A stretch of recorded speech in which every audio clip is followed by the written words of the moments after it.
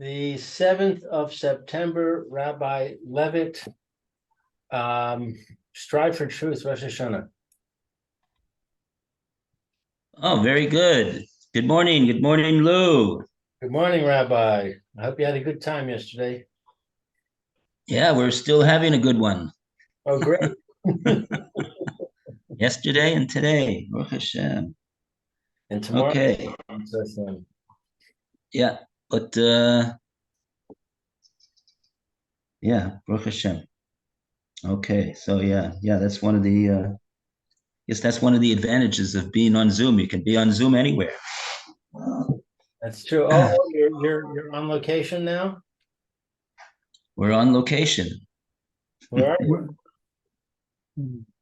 We're in near Etzion. Where's that?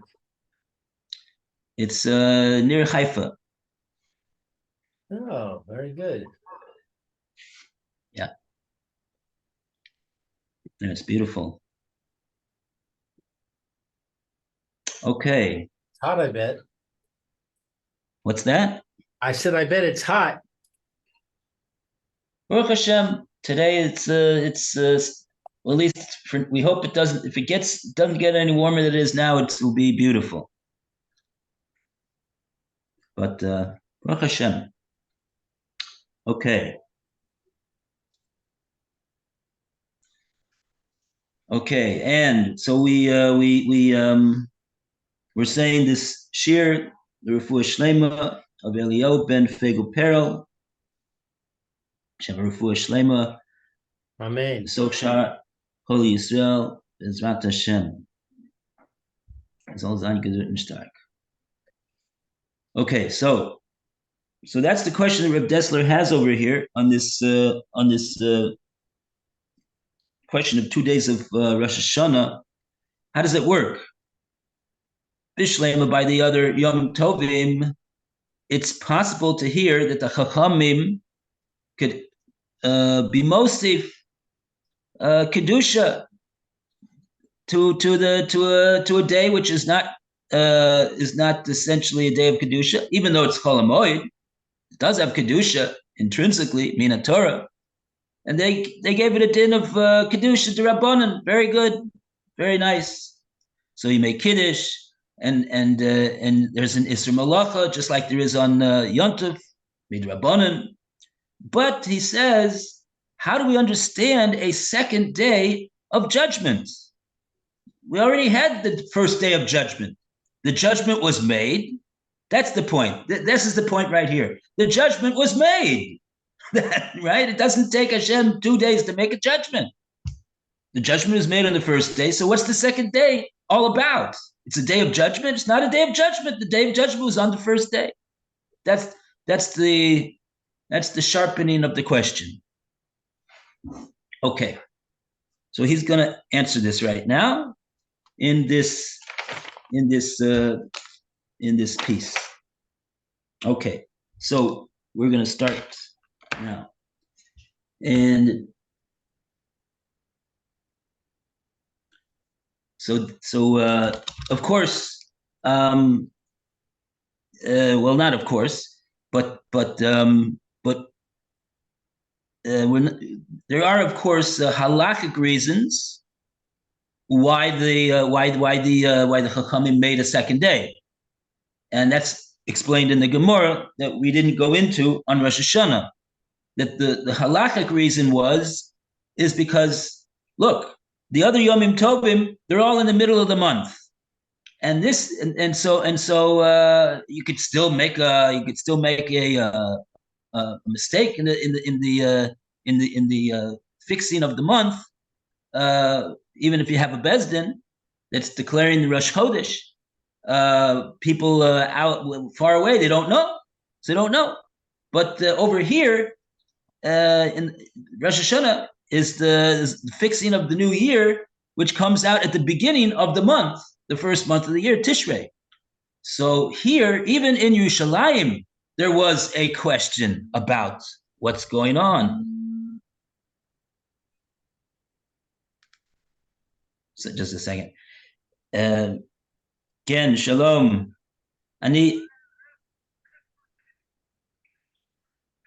כן, סליחה. כן, לא אני חוץ לי עכשיו. אז שכחתי, אני עסוק בדברים, אז אני לא זכרתי שאני צריך לקצ'שר. כן,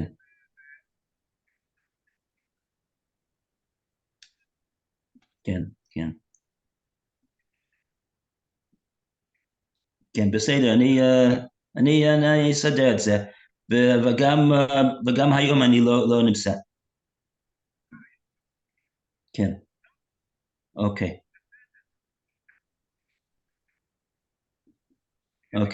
אוקיי, סליחה, כל טוב. Okay, sorry for the interruption. Okay, so yeah, what the Gemara says in Rosh Hashana basically over there is that they didn't know if it was, they didn't know in the Beis Hamikdash, is it going to be declared today? Are witnesses going to come and the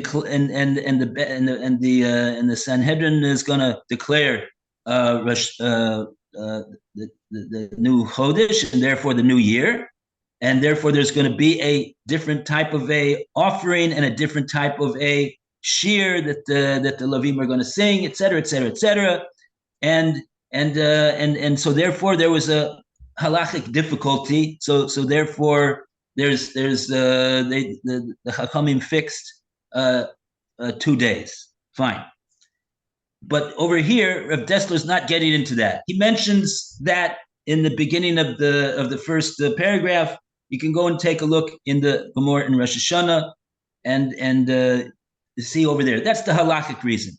But Rav Dessler is going to say that in addition to the halacha, because we know that Chachamim made their tekanos, they made them on all sorts of different reasons, not only for reasons of halacha, and therefore Reb Dessler is going to tell us what he understands that the tamim hapnimim, the tekanos chazal, the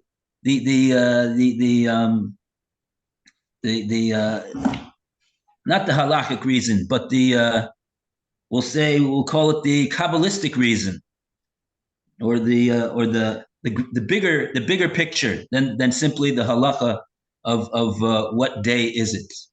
And he's going to show that there's actually a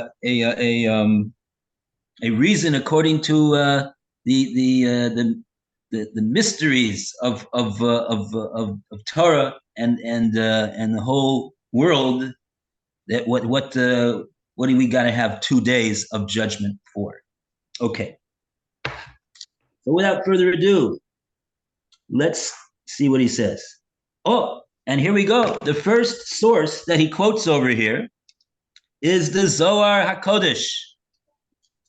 And the Zohar HaKodesh says, Hinei HaZohar HaKodesh me'ir es einenu b'inyan zeh. Isa Sham. This was the sort of like the trailblazing of Rav Dessler. Here you have a mashgiach in a yeshiva in Eretz Israel, and he's telling them over a Zohar about this matter, which is probably a trailblazing approach. But because this was a long time ago, before all the proliferation of the interest in the Zohar.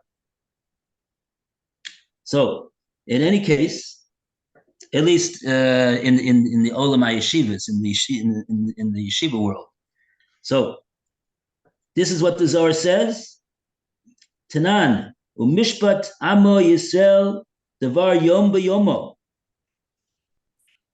This is a pasuk in Tehillim. We say it in the davening in Rosh Hashana. You may recognize the words. Yom b'yomo maihi.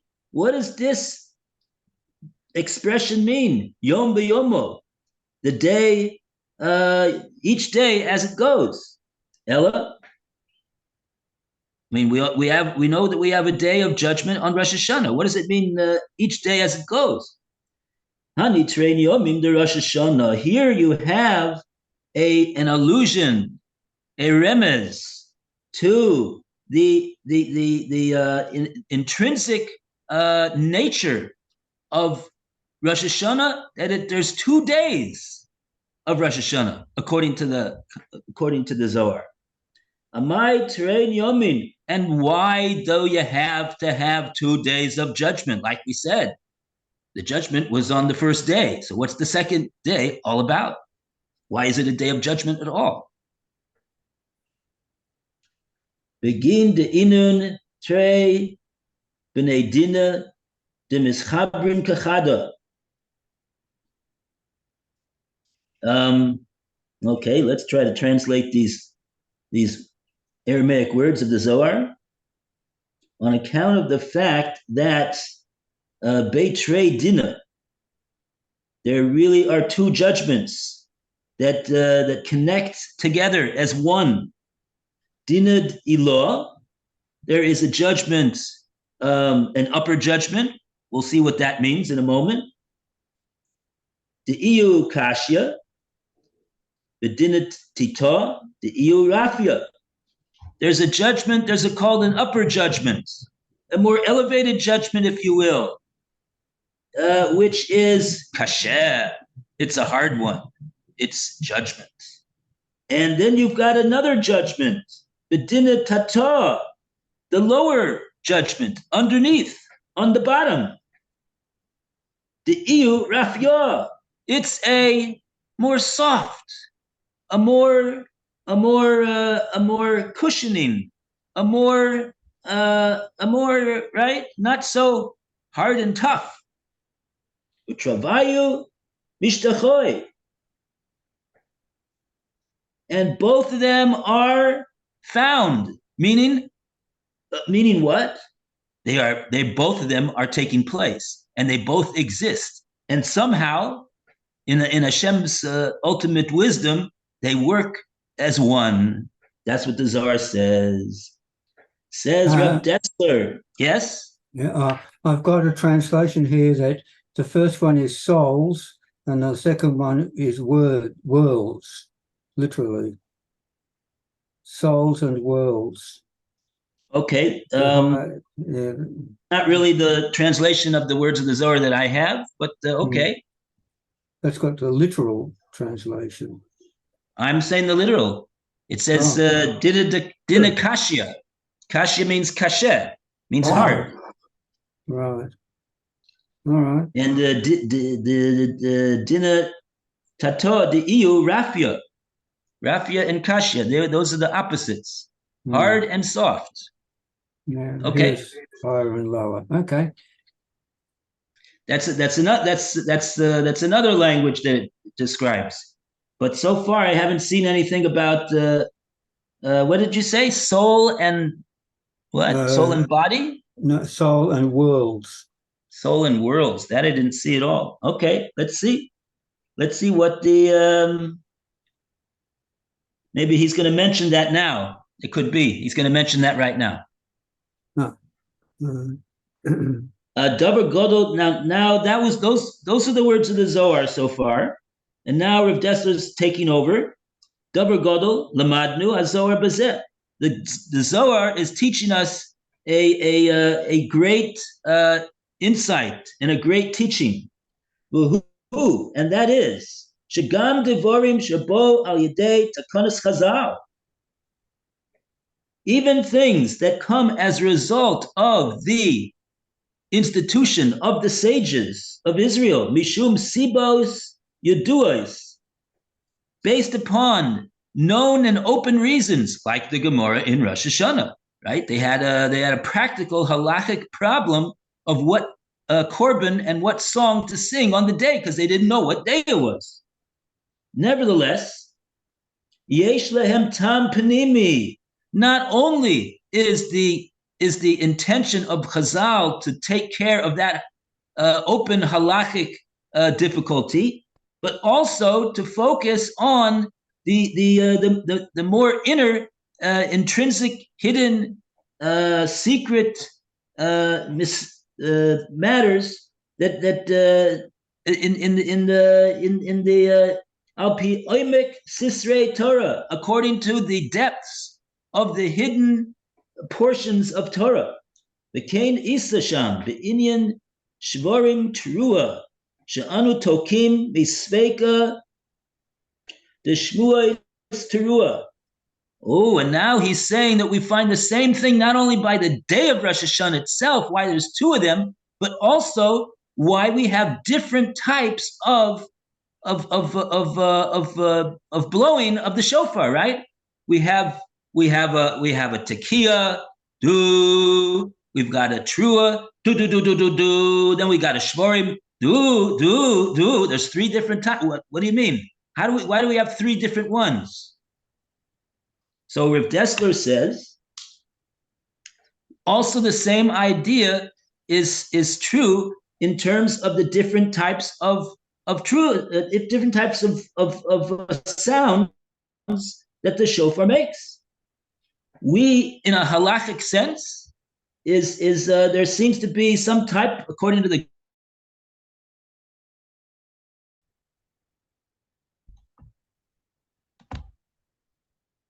right. If you take a look in the Gemara in Rosh Hashanah, you'll see that there was a difference of view in terms of what is the type of sound that the Torah wants us to blow on Rosh Hashanah. And the reason that we blow these different notes is in order to accommodate the different views that are stated in the Gemara about how to fulfill the mitzvah of Tekiah Shofar on Rosh Hashanah. So it sounds like, just a halachic debate, and you do blow like this, you blow like that. So so that's the whole reason. No, says Rav Dessler, this is also true of the shofar. That what? Good morning, Mayor. Good morning. Sorry I'm late. I had computer issues. Oh, okay. Well, Baruch Hashem, we're happy that that's the only issue that there was. If that's the only issue that there was, then that's good news. Thank you.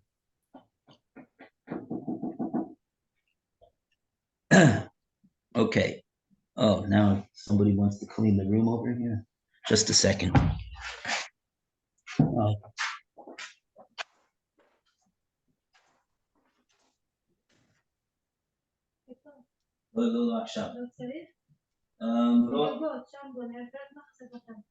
לא, אני עוד שעתיים פחות. אם זה לא, אולי מחר. אוקיי. אוקיי, לא צריך. אולי מחר.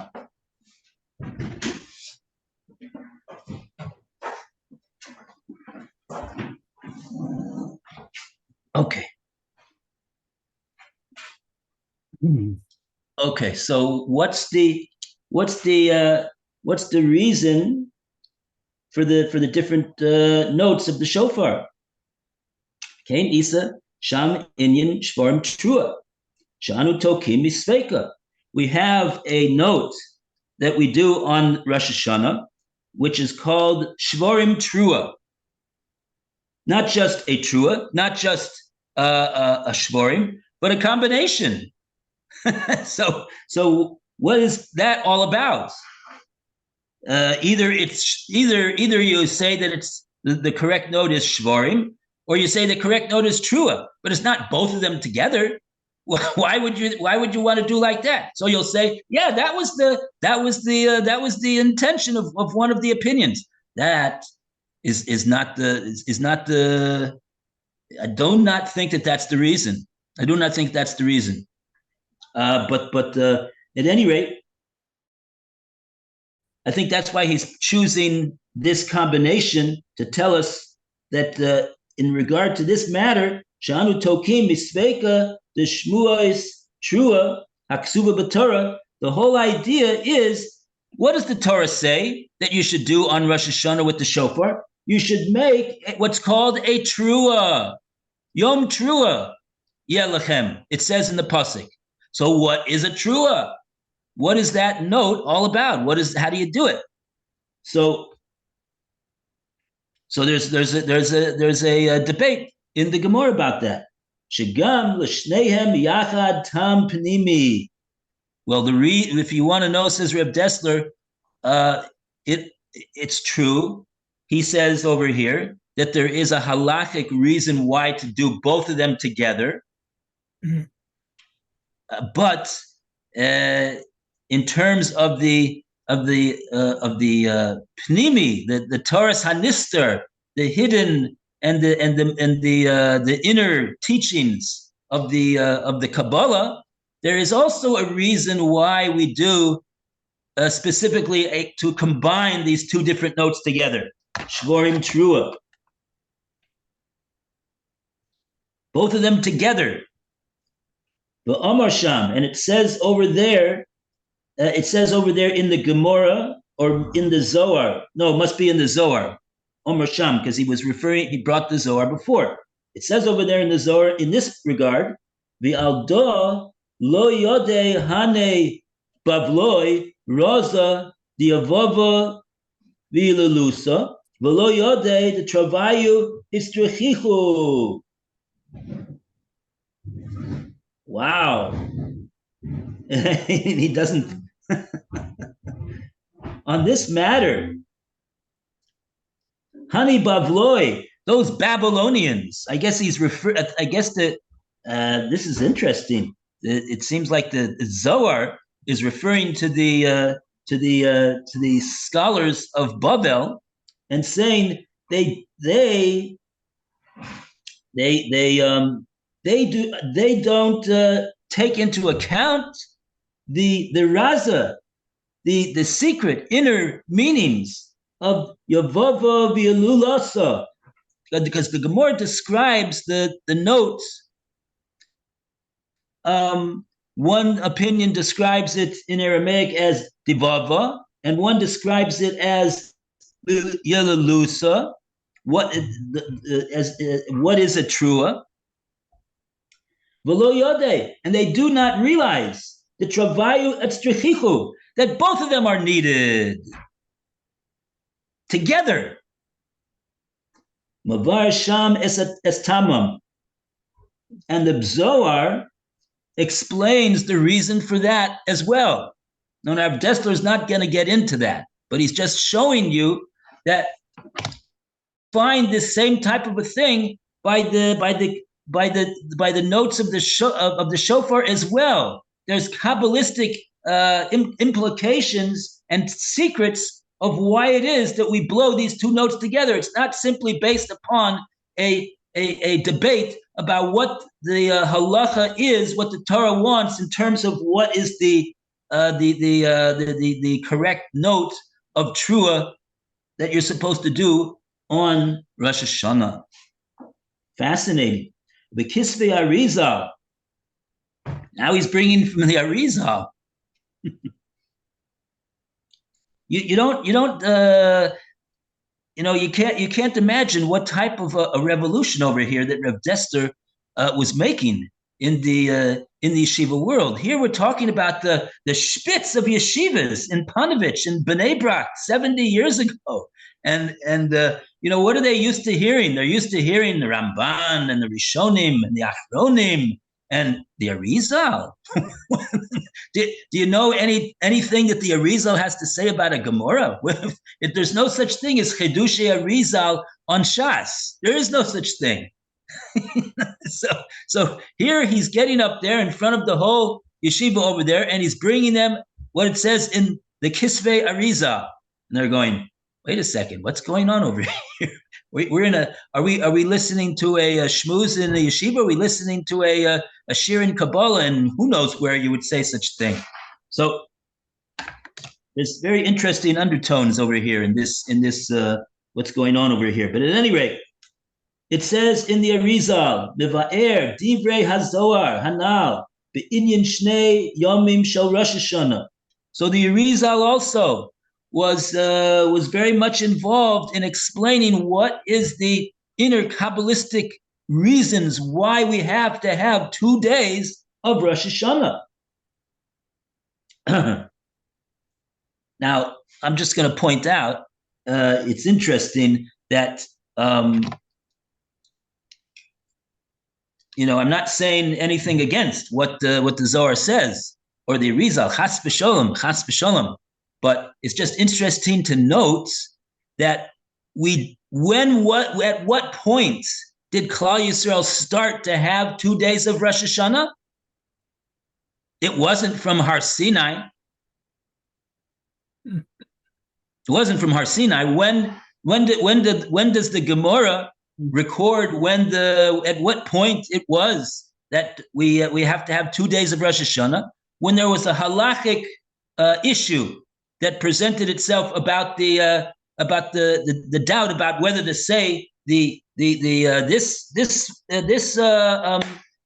song for the day, to bring this korban for the day, because is it a regular day, a day of a which is not Yontiv, or is it a day which is Yontiv today? That's there was a takana of Chazal, and Chazal ordained 2 days of Rosh Hashanah. So according to the Kabbalah, according to the Zohar, this is an intrinsic aspect of Rosh Hashanah, that there are 2 days. But we see that at least initially in the history of the Jewish people, we didn't always have 2 days of Rosh Hashanah. Okay, so that would be an interesting. They would also probably explain.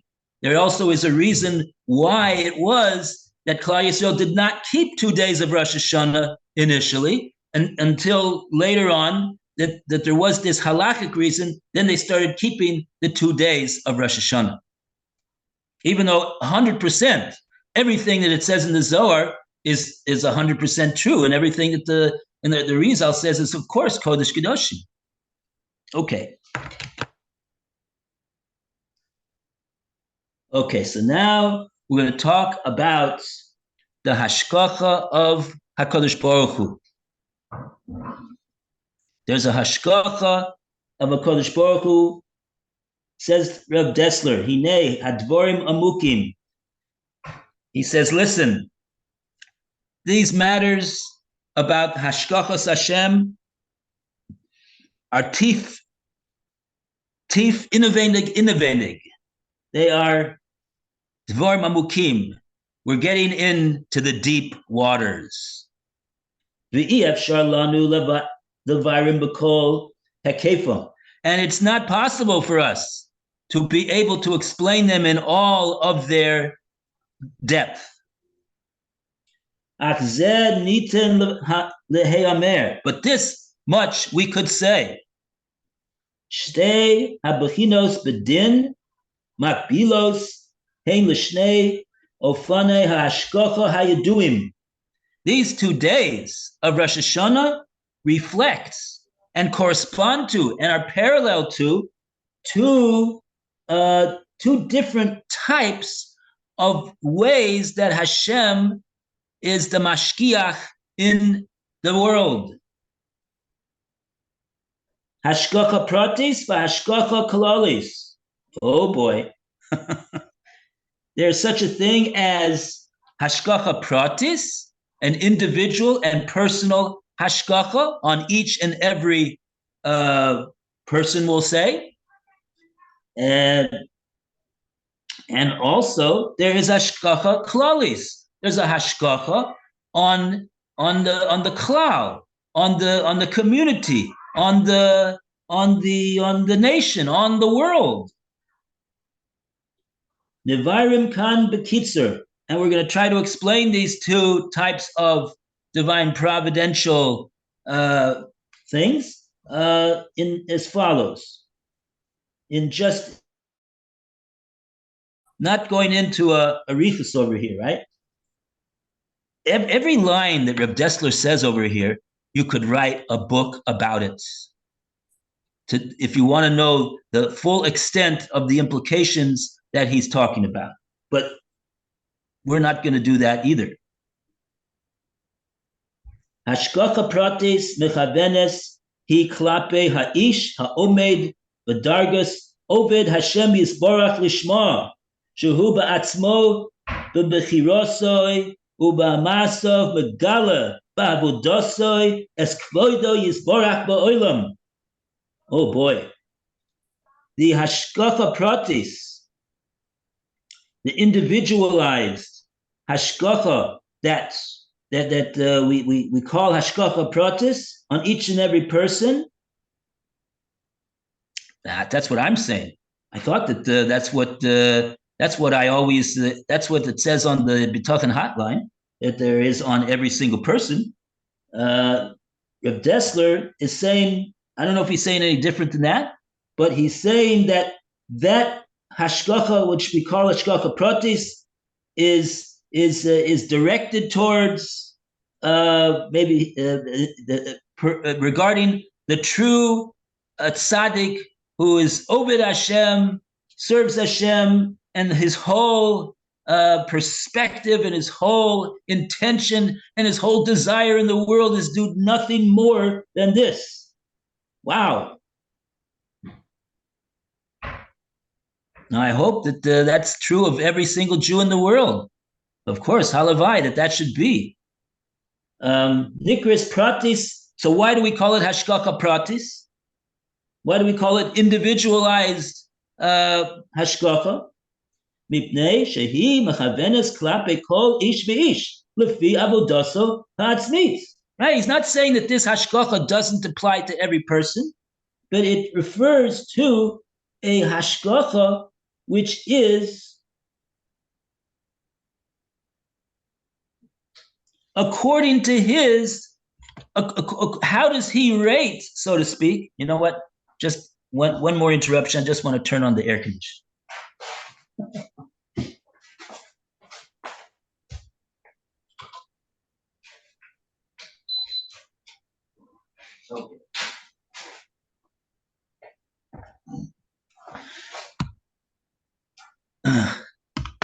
Okay. It doesn't just apply to this hashgacha pratis is not applying, says Reb Dessler, only to those great tzaddikim that every move and every thought that they have is directed at avodas Hashem.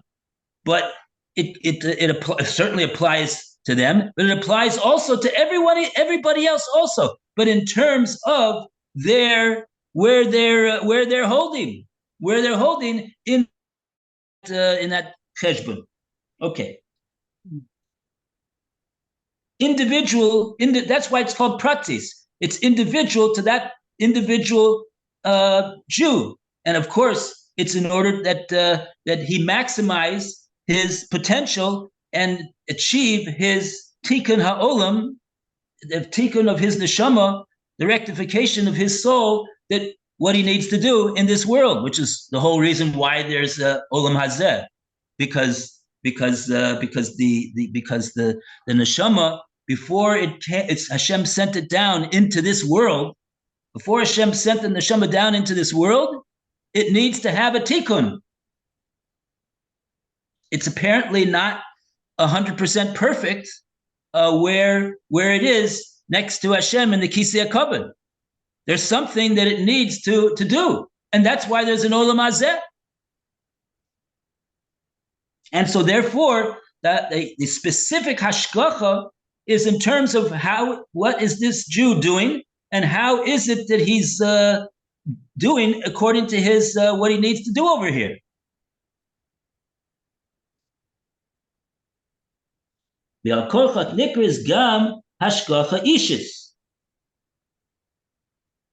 Yes, it emphasizes Reb Dessler. This is something which is personal and unique to that person. And this already it says in the writings of the Ramban and the other Rishonim. Hanhagazu heina b'diktuk rav lefi ma'asov. So basic feature of this hashgacha is that it works according to, perhaps not like I was saying so much, but because I didn't read this next line. It goes according to, maybe it's okay. Strike that. I don't need to say that I was wrong. It goes according to his actions, but of course, it goes according to his actions. L'teitlo kol hakelim hanidrashim loy lavudoso. Oh, the reason that he has the situation that he has, his family situation, his personal situation, the amount of money that he has, the amount of health that he has, the amount of this that he has, and the amount of that he has, and how does he have it? All of that is absolutely necessary for him. And if it would be a one drop different, it would be poison for him because he would not be able to achieve this tikkun of his neshama that Hashem wants him to achieve when he's in this world. V'gam l'manam mimenu le'eis hatzorech ki le'ish kazeh gam hamaniya si'ua hi begramaloi lefashvesh b'masa. Oh, and sometimes it also involves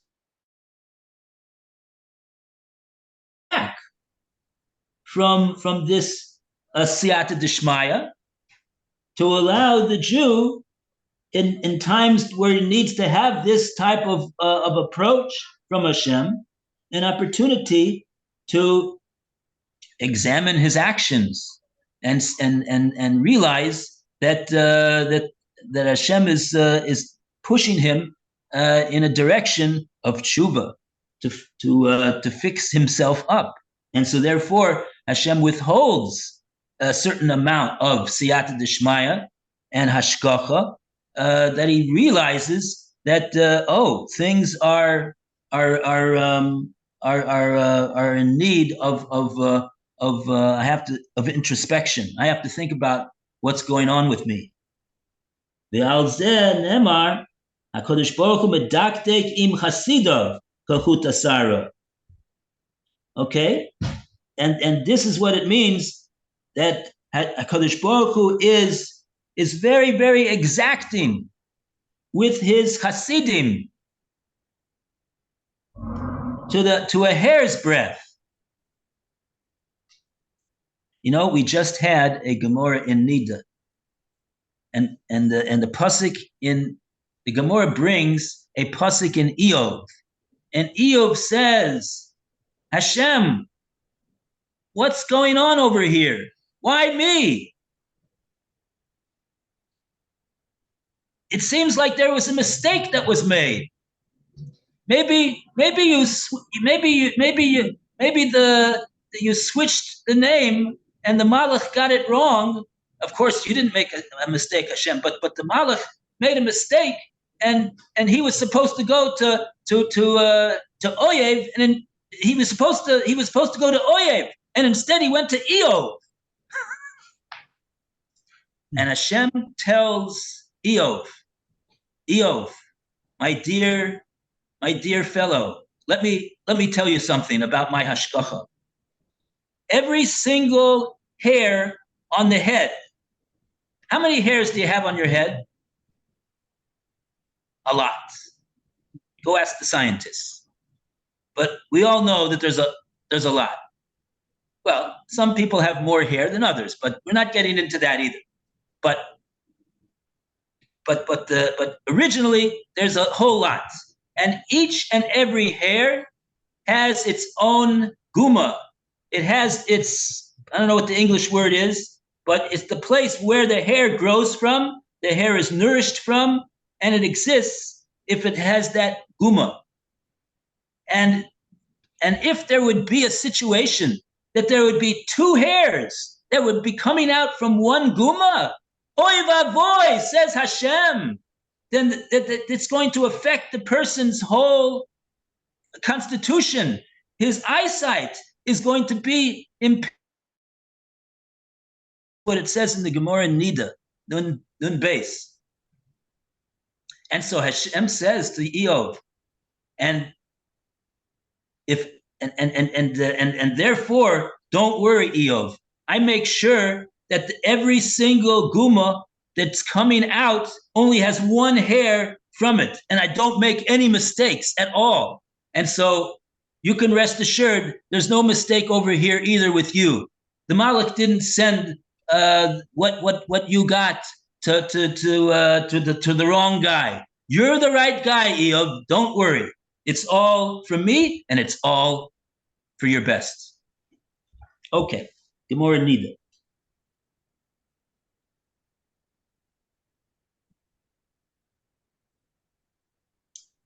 Okay, we continue over here. Right, so Hashem conducts himself with his Hasidim to a hair's breadth. Oh, interesting! It says to a hair's breadth. I didn't even realize that I was talking about hairs, and that's what they were saying over here. Okay. Hashgacha klalis. So that's what's called hashgacha pratis. But what is called hashgacha klalis? There's a different conduct of hashgacha klalis. He lemi she'eno obed Hashem klal. This is for a person who does not serve Hashem whatsoever. Is there a Jew that doesn't serve Hashem whatsoever? I don't think so. I think there's just different levels of service. There's some Jews that serve this percent. There's some Jews that serve that percent and that percent. There's a continuum. It goes all the way up. Is there such a thing as a Jew that doesn't serve Hashem at all? Who's he referring to?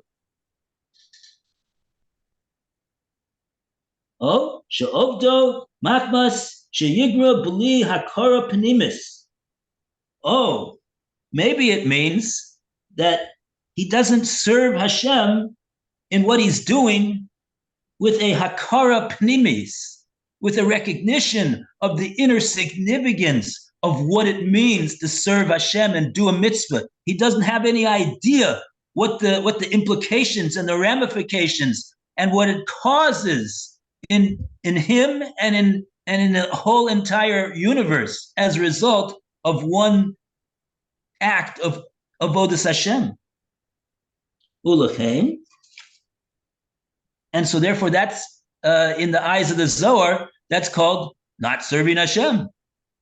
Ulachem, ein b'masav kedei legalos es kvodo yizborach ba'ofen yashir. Ooh, and therefore a person like this that just does mitzvahs, he does mitzvahs. He does it because of, his father taught him to do mitzvahs, Baruch Hashem, and he does mitzvahs, and he listened to his father, and he does the mitzvahs. And, so that's what he does. Okay. And it's not too much more than that. But that is those, so he's not doing the mitzvahs with the understanding that in what he's doing when he does mitzvahs, it reveals the kvod shemayim in the entire universe. And also down here in this lowly world of Olam Hazeh. Tuchan chayav hu b'masha osek b'hachonos hanidrashas l'tzadik l'tzarke avodosohu. Oh, so how does a Jew like this? How does he attach himself to the inner kavanas of why a person would do mitzvahs, which reveals the whole honor of Hashem in the entire Bria? Because he does.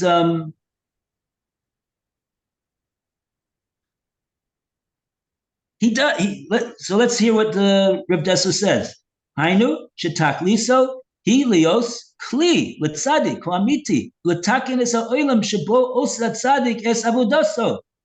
He attaches himself to someone who does do mitzvahs in that way. He assists him. Maybe he does business with him. Maybe he learns from him. maybe he has some type of a connection, which because of that connection affects the true tzaddik and Oved Hashem in his performance of mitzvahs that he understands and actively activates with his recognition, the kvod Hashem in the world. Mashmagia la'anoshim ke'ele ba'olam hazeh einenu mechaven lefi masehem hem ki b'schus atzmam lo haya lehem schus kiyum oy vey ela zochim kefi tzarke avodas hatzadik. So they are they're this is a very difficult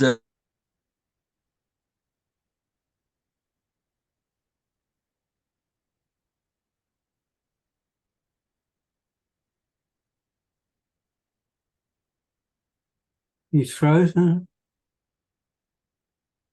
real schus that a person can provide in the world is based upon this connection that he has to the person who does serve Hashem in that way. Nimsa shashkacha alehem eino yeshira. So therefore, the hashkacha over this person is not yashir. It goes through the tzaddik that he's connected to, whatever that means.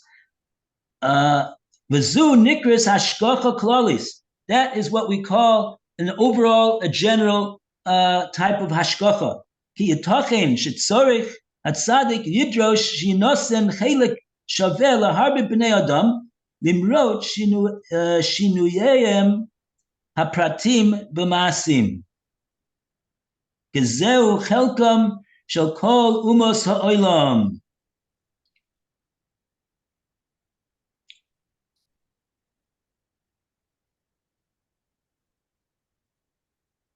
Okay, so in other words,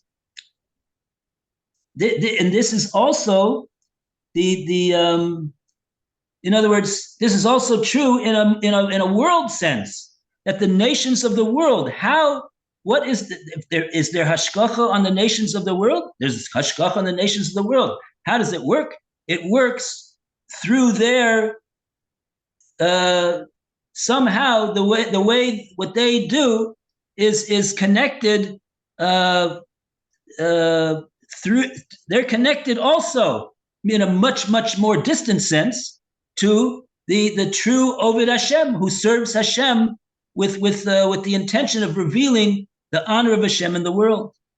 And so based upon their connection to that true Oved Hashem, that's the hashkacha that they have.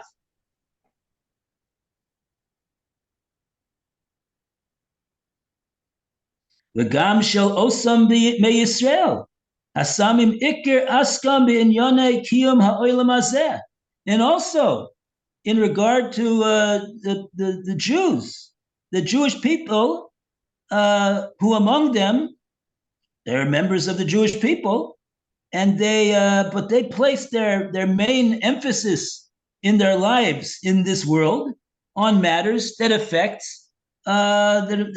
basically the maintenance of this world, making sure that their main, in terms of their jobs, making sure that they their focus is on their work that they do, to make sure that there's that things run properly, that there's a fix-it man, there's a lawyer, there's a doctor, there's a this, there's a that, and it's that's basically their. It's not because of that's the only thing that they do in the world.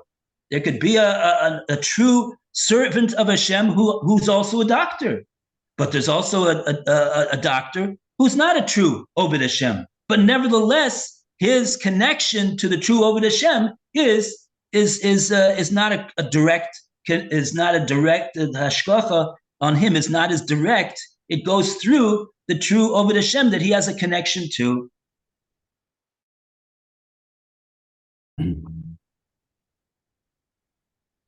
And so their main their main goal in life is to be the best doctor that they can and get the most money, and they get the most prestige and the most recognition, and they can also be Shomer Shabbos as well, and they could also do the mitzvahs. But why do they do the mitzvahs? Because you do mitzvahs. You know, the Jew does mitzvahs, and that's what my father taught me to do. And you know, so I also do it. You know, because you know what's my brother going to say if I don't? And my brother-in-law, and et cetera, et cetera, et cetera. Okay. So that's so therefore, v'gam shel osam ha'oskim b'Torah u'mitzvahs ba'ofen chitzoni. Oh, right? Mitzvahs anoshim milamada makbas shigra levad o shelo lishma. And also for people that, like we just got through saying, they don't do mitzvahs lishma, but they do mitzvahs. So it's everything is the hashgacha is through the true Oved Hashem, how they connect to Him, and therefore the hashgacha on them is based upon, not upon them. It's really a subtle point. It's really a subtle point, but that's what it seems to be. Okay, Ayin Mashikasav Rambam. In the Moreh Nevuchim, he quotes Bakdoma leperish mishnayos al on the what Chazal say, Ein lo lekodesh baruch hu ba'olamo ela daled amos shel halacha. There's a Chazal, it's a Gemara in more than one place. It says that truly Hakadosh Baruch Hu, after the destruction of Beis Hamikdash, what does He have in this world except from the people who are truly involved on a serious and a full-time basis in the Daled Amos of halacha, of Torah and the halachic implications of it, et cetera, et cetera. Okay, I think it's time. Oh, didn't notice the time. Okay. I didn't either. We got too involved. All right. All the best. Have a great day, Mayor. You well, everybody. Thank you so much. Enjoy your holiday. Okay, you too then. Thank you. Bye now. Tomorrow morning. Bye. Okay, yeah. Okay, we'll be back soon, Be'ezus Hashem.